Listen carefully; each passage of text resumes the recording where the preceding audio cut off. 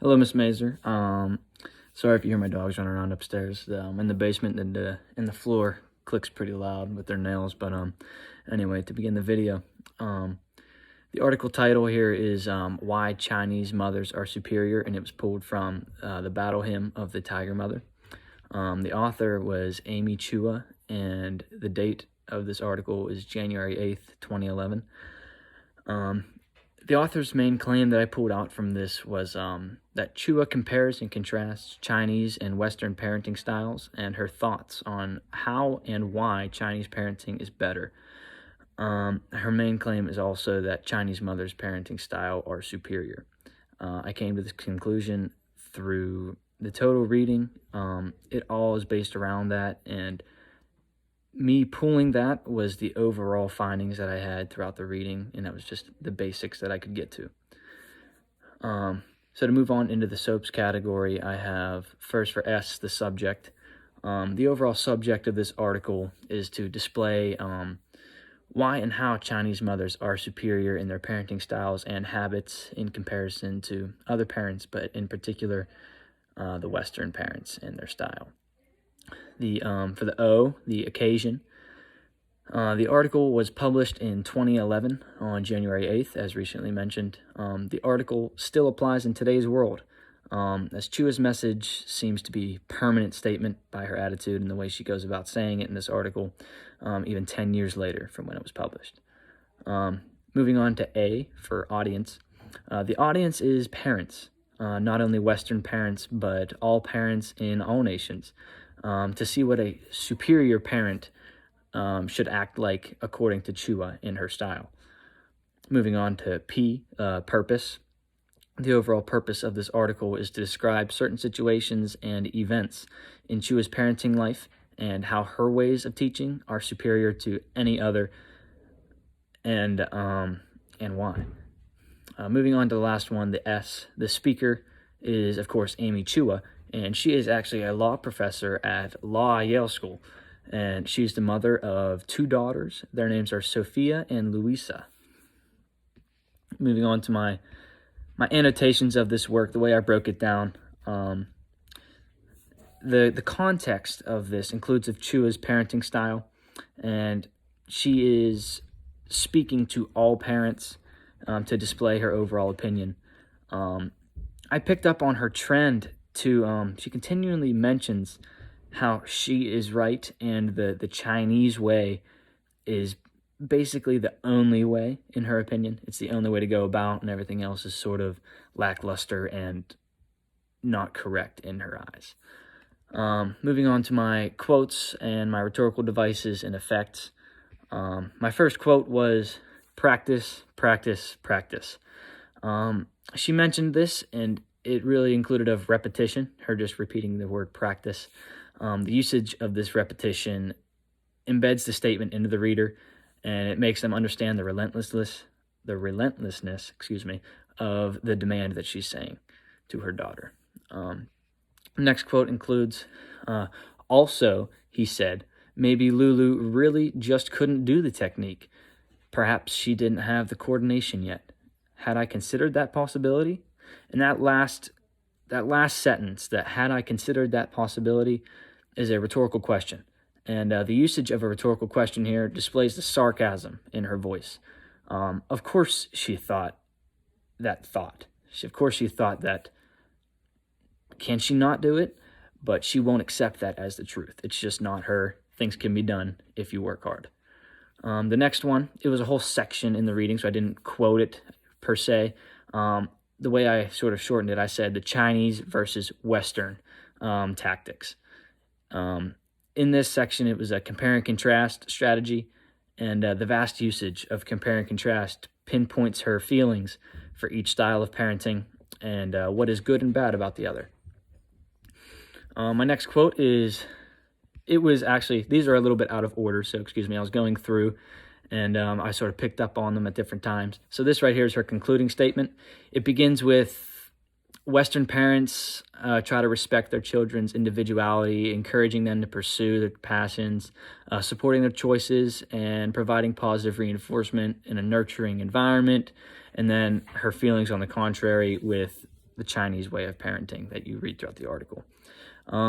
This concluding statement overall wraps up her main feelings and really drives home her most important points. Moving on, in the beginning of the article, she lists out certain points, basic ones that she has for her daughters. She says they cannot attend a sleepover, they cannot have a play date, they cannot be in a school play, they cannot complain about being in a school play. And there's about 5 more quotes along that, 5 more bullet points. She bullet points them in the beginning. And right out of the gate, she uses that strategy of listing.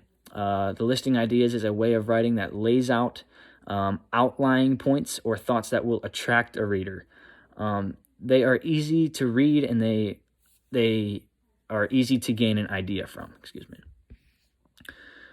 My next quote is it's not a quote either. It's a larger section, and I couldn't really break it down. It's a lot of words, so I just have it simply put as Lulu playing the piano. It's that whole section of her learning and everything like that. And this is she establishes logos here. Chua incorporates logos in this section where Lulu's piano learning takes place.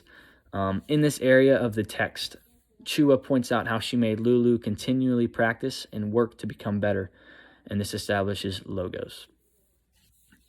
The next quote is an example of a metaphor, and she says, "The house became a war zone, and I lost my voice yelling, but still there seemed to be only negative progress, and I even began to have doubts." The usage of a metaphor in this part of the reading, and of course the metaphor was the house became a war zone. The usage of a metaphor in this part of the reading allows for a reader to imagine what things are really like in this point of time, where she's yelling, things are crazy, things are haywire, just like in a war zone. My next example is imagery, and Chua says, "You can just imagine a little donkey ambling along a country road." The reader can imagine what Lulu's song, this was about Lulu's song on the piano. The reader can imagine what Lulu's song sounds like by thinking about this imagery that she incorporated, where it's like the donkey ambling along a road. It's here and there. It's not perfect. Things are some good, some bad, but never consistent. My next example is an idiom, and the quote is, "Then, out of the blue, Lulu did it. Her hands suddenly came together." This idiom is used to make the reader see that Lulu all of a sudden was able to successfully play the song after failing constantly. My next example is logos. And this is a longer one, and I actually incorporated this because it had different statistics and facts in it. So here, the quote says, "In one study of 50 Western American mothers and 48 Chinese immigrant mothers, almost 70% of the Western mothers said either that stressing academic success is not good for children or that parents need to foster the idea that learning is fun. By contrast, roughly 0% of the Chinese mothers felt the same way. Instead, the vast majority of the Chinese mothers said that they believe their children can be the best students, that academic achievement reflects successful parenting, and that if a child did not excel at school, there was a problem, and the parents were not doing their job in that case." This establishes logos in these excerpts. It is from paragraph 4, and here Chua finds logical evidence and statistics to back her point of deferring parenting tactics. Along with that, it also said that other studies indicate that compared to Western parents, Chinese parents approximately spend 10 times as long every day drilling academic activities with their children, and in the contrary, Western kids are more likely to participate in sports teams. So, in my opinion, of this piece overall, it's a decent piece of rhetoric.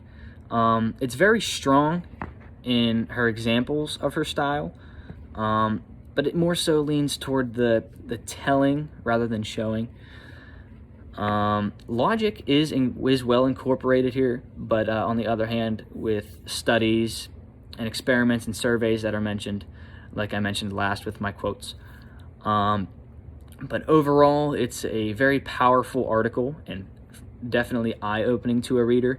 due to her attitude and persistence throughout the article. So overall, this rhetoric piece was decent. It had good and bad.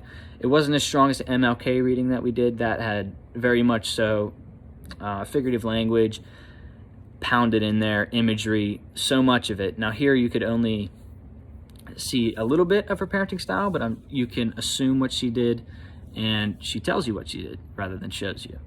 So thank you, and have a great day.